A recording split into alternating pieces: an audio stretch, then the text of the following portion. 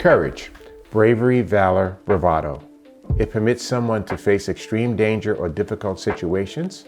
It's not the absence of fear, but the ability to overcome it.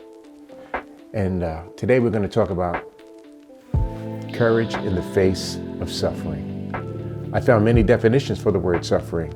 I like this one the best. Suffering creates a dependency on the Lord that is not always there when everything is going well. The Lord can use suffering to cause us to run to Him for help. He promises He will answer us and be a refuge to us in the storm. Suffering makes you question what you really believe about God. Have you ever been through a real rough time? Have you ever felt like life is not fair? Well, welcome to the club. And just know this, life is not fair. The only thing I find out about life that's fair is God. God is always fair, though it might not feel like it and it might not seem like it at the time. Today's story is about a man named Joseph. His life can be found in the Bible from Genesis 37 through 50.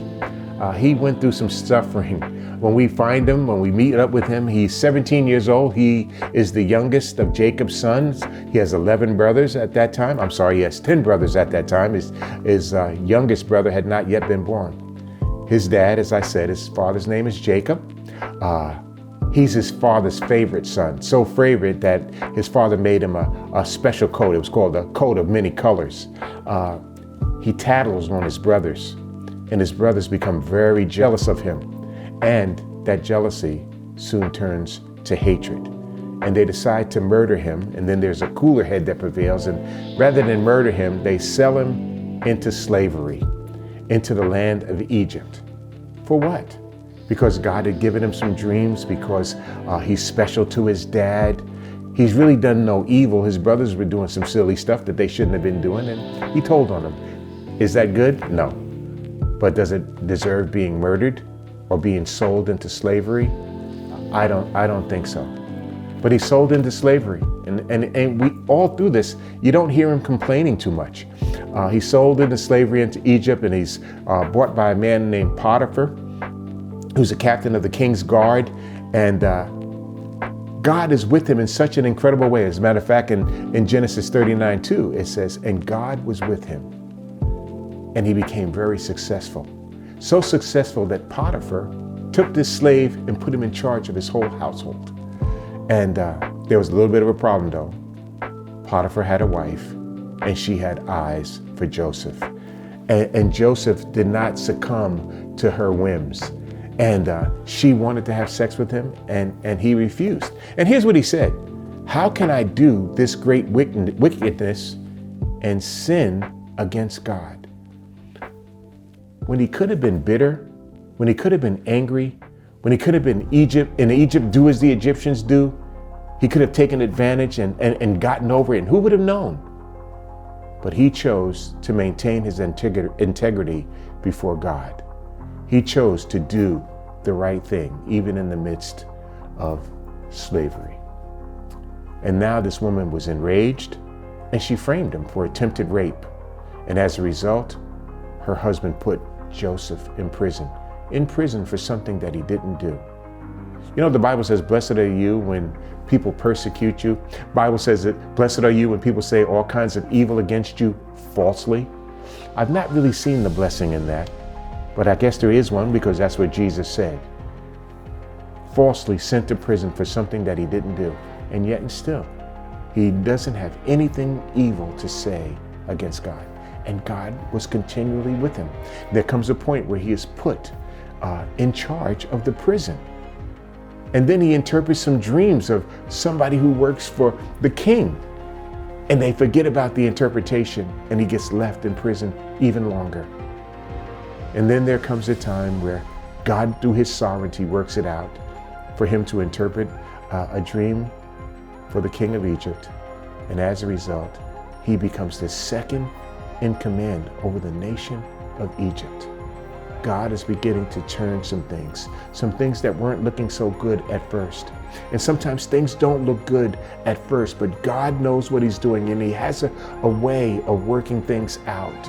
The Bible says all things work together for good to them that love God, to them that are called according to his purpose. He is able to work things out for us. He is able to turn bad and difficult situations into situations of victory and triumph. And so now here he is. And then all of a sudden there's a famine in the land. And guess who needs his help? His family. The one he had the dreams about. His brothers, the ones who betrayed him, the ones who wanted to murder him, the ones who sold him into slavery have to come and stand before him. And they don't recognize it's him. And then there comes a point where he identifies himself. He could have had them put in prison. He could have had them executed if he wanted to. And he chose not to do that. He saw the bigger picture and they were afraid. He says, but as for you, they thought that once his dad died, that he was really going to get them.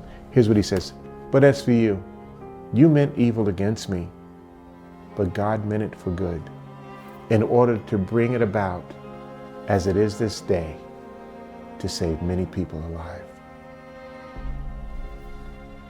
In other words, he's saying God knew exactly what he was doing. You had your agenda, but God had his. And God always has an agenda. We don't always see it. We don't always recognize it. And as you've heard, his ways are not our ways. His thoughts are not our thoughts. As high as the heavens are above the earth, that's how far his thoughts and ways are removed from ours. God knows exactly what he's doing.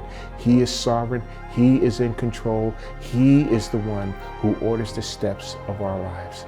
The Bible says the steps of a righteous man are ordered by the Lord. Sometimes we have our plans.